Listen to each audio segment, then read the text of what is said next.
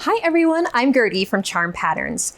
We always get a lot of questions about how to use our PDF sewing patterns. And I know that the first time you use a PDF pattern, it can seem a little overwhelming.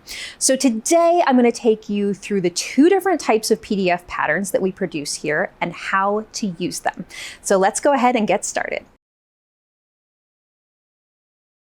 So when you go to download your PDF sewing pattern, you'll see that there are two choices for the type of file that you can select. You can select an AO file or tiled. So I'm going to talk a little bit about each one. So AO files are intended for large format. So it's printed on large sheets of paper, and you'll have many pattern pieces on one page. This needs to be done on a large format printer. So we recommend that you send your files to an online printer. We have found that online printers will really print these pages for you affordably and ship them to you, and it's hassle-free. Okay, and the great thing about AO is that you don't have to tape anything together. You get the pattern and it's all in one large sheet or several sheets, and you can trace it and use it again and again, and there's no assembly. The other choice you have is tiled. So tiled is printed at home or at your office, we don't judge, on 8.5 by 11 sheets of paper. Okay, so you may have a lot of sheets. We do have a pattern piece location guide. So let's say you have a pattern that has just a bodice that you want to use and not the skirt. You would be able to figure out where to print just those bodice pieces. So you don't have to print all the pieces for a pattern if you don't need them all, okay? And then once they're printed, you need to tape them together so that they form larger pieces. So it is a little bit tedious, but you have the convenience of printing on a smaller format printer that you probably have at home. Okay, so that's the difference between the two types of files. And next we're going to talk about how to actually work with those files and then how to assemble them. Both the AO and tiled PDF files will have all your pattern pieces as well as a pattern piece location guide so that you know which pages to print for each size and a test square to make sure that you've printed them correctly. The tiled file will also have a tiling map to guide you in assembling the pattern. As you can see here in how to use this pattern, it shows you all of the information about size layers, how to work with tiled pieces, and what scale to print your pattern pieces, which we'll go over in another chapter. This chart shows you how to select your size and cup size, which is important to know when printing your pattern pieces. The location guide is where you'll see all the pattern piece names and on which pages you can find them on the tiled file and the AO file. It's helpful to print out the location guide to refer back to when printing. You can highlight the pages you'll need to print for each pattern piece. For example, with the Camille sheath, maybe you only want to print out the bodice because you're attaching it to a different skirt in the L'Amour series. And you'll probably only want to print your own cup size rather than all of them. For charm patterns that have multiple options, check the location guide for the pages of the pattern pieces that you want to include in your garment. You can see here that there are different bodice front pattern pieces depending on which cup size you're sewing. So now that you know what pages you need to print, we'll scroll down to tiling map. This shows you how the pieces are printed over several pages so that you know how to assemble them once they're printed. You will tape the pages together to assemble the larger pattern piece, and we'll show you how to do that in another step. Next, we'll show you how to use the pattern layers to select just your size before printing your pieces. One of the great things about PDF files is that you can choose to print only one size instead of all included sizes. The AO printer will often do this for you, but if you're printing the pages at home, we recommend using the free Adobe Acrobat Reader. Once you've opened the file, go to the View menu at the top, then down to Show and Hide, then select Layers. On the right side of the screen, you can see all of the sizes that are available in your file. To print only one size, you will unclick the eye icon next to the sizes you don't want, leaving you with just the selected size. We've shrunk the page down a little bit so that you can see the page with cutting lines for all sizes. As we click on the eye icons next to the sizes, you can see how they disappear. Here we deselected sizes 2 through 18, leaving only size 20. Now that there's only one cutting line, it's much easier to see how the pages will line up when you tape them all together and to follow the lines when cutting. Something a lot of people don't realize is that you can also delete the large page numbers. You do it the exact same way. It's very easy. Just click the eye icon and the page numbers disappear. Clicking it again will show them again. I want to point out this test square, which is at the bottom of page 1 on all Charm Patterns PDF files. This square is very important to ensure that all of your pattern pieces have been printed at the correct scale. I'll explain that more in the next step. Okay, now that you know the pages that you want to print, we can move on to printing your pattern. If you're printing your pattern at home, the most important thing is to be sure that you're printing at actual size. You can also select printing at custom scale and type in 100%. This will ensure that your pattern pieces print at the correct size no matter what. We recommend that you print out page 1 first to measure the test square and confirm that it is either 1 inch across and down or 2 centimeters across and down.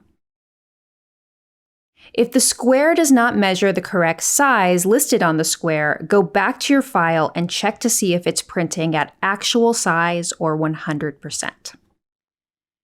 To select page 1, go to Range and type in 1.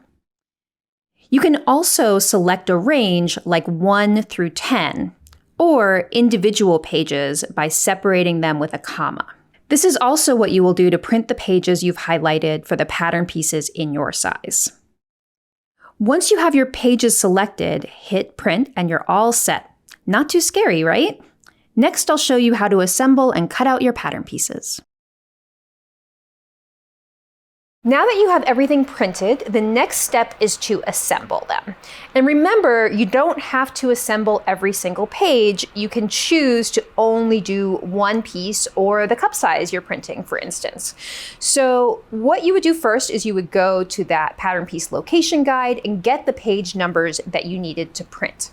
We also have a tiling map, which shows you all of the pieces as they would be laid out if you assembled them all. Now, one thing I want you to note is that we have printed this with the page number layers left on. That's why there's a big old page number in the middle of each sheet. You do not have to keep this layer on. If this bothers you, which I understand why it would, you can go ahead and click off that page number layers and get rid of that. But we're going to keep it on for the sake of this tutorial, okay? Okay. So let's say you are printing your Camille sheath from Gertie's Charm Studio, and you only want to print the front bodice, the D/double D cup size.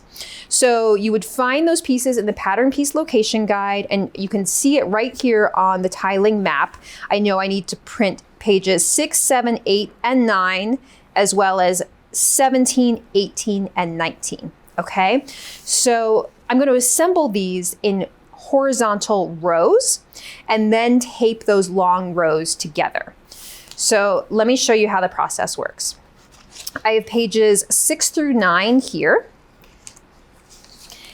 And we have on our PDF patterns, it will say fold back this margin in gray. And the reasons for that is that I really like the folding method of assembling your rows. It means you don't cut along each line because you don't want to just be butting up cut edges to each other. You want to have some overlap, and that makes it easier to get a more precise match.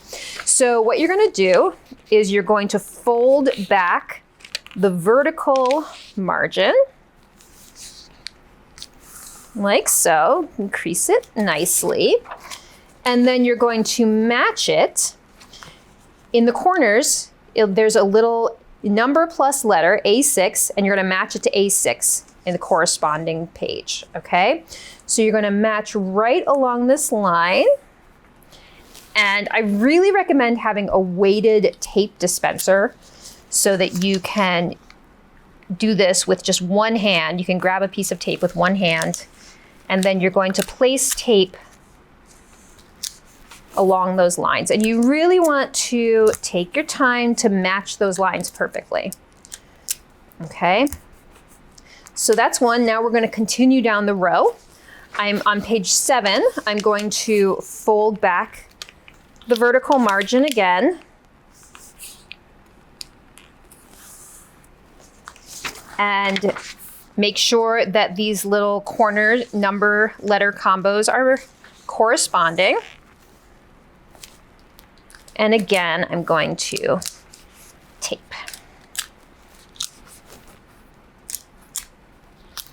Like so.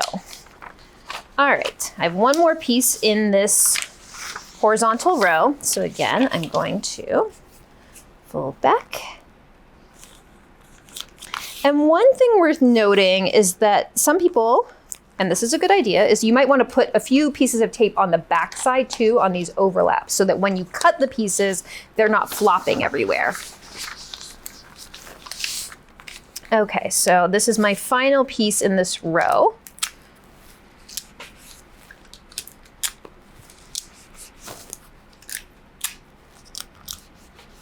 Okay, so pages 6 through 9 assembled, and I feel like I'm pulling a chicken out of the oven or something, like Julia Child here. We've already assembled 17 through 19 here, and you can see where these are going to match, like right here. And then we have the bodice pattern piece that we want right here. But instead of folding on your assembled rows, because it does get really bulky in these corners, this is where I recommend that you cut. You may have a way you like doing it differently, but this is how I like to do it. So I would cut with my paper scissors, of course, right along this line.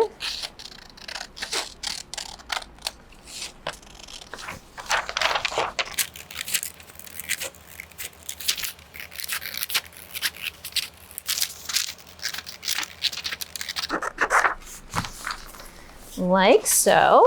And then you can match this. Your little corners will all be corresponding here.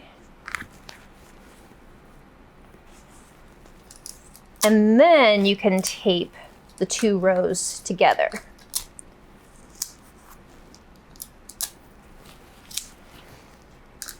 And remember, I was talking about putting a couple pieces of tape on the back side. This is kind of where you could do that. I might do just where I'm going to be cutting out. You could put a couple pieces of tape here, just on the corners. And this right here would be a good idea so that it doesn't flip back on itself when you cut it out. And so on. All right, so the next step now that we're assembled would be to locate your size line.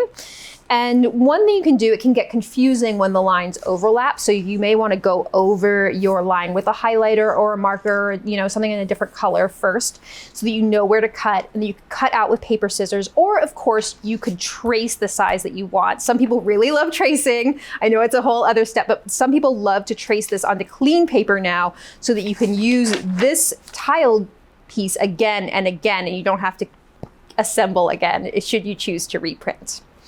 Okay, so that is the process of assembling your tiled file. Okay, so that is it. You are ready to start sewing.